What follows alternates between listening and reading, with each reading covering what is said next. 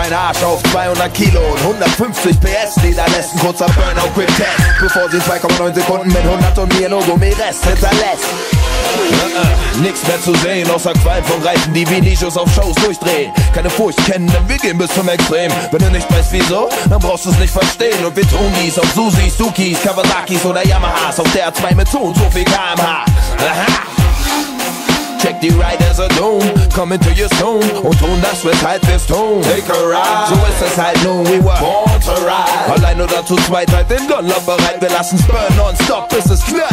Bikers, Gummis on Bass, Bikers, Action, komm aus Bikers, das schwere Fläschchen mit Flash, spiel mit dem Gas, hab keine Partner vor dem Crash, denn wir sind Bikers, mit so viel Power unterm Ass, liegen den Wind in ihrer Fresh, sind immer auf der Suche nach dem Flash. Yes, Bikers! Das ist kein Film, die Straßen sind der Thriller. Mit Amazon auf dem Thron als Rücksitzfüller. Wollen wir auf Chrome auch Aktion gibt immer, ob als Ampelkiller oder Lowride-Chiller.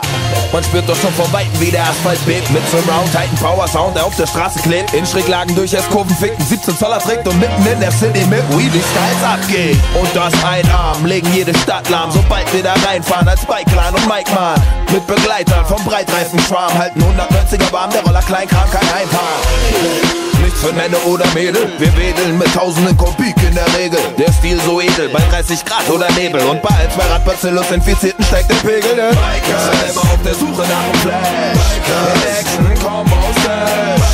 Das schwere Pässchen mit Glass. Spiel mit dem Gas, hab keine Para vor dem Crash, denn wir sind Bikers. Mit so viel Power unterm Ass.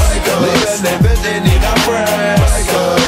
Gummis on Bass. Yes, Bikers. Es gibt nichts, das vergleichbar ist mit dem Tanz der Maschine auf dem Parcours. Ritterlicher Statur, doch das passiert nur, wenn man Natur, Technik, Passion und Perfektion kombiniert, was dann den Punkt Emotion neu definiert. Denn wenn der Vierzylinder-Viertaktmotor sich nach vorne treibt, die Nadel steigt und das Adrenalin bleibt, das ist, wenn die Geschwindigkeit in LCD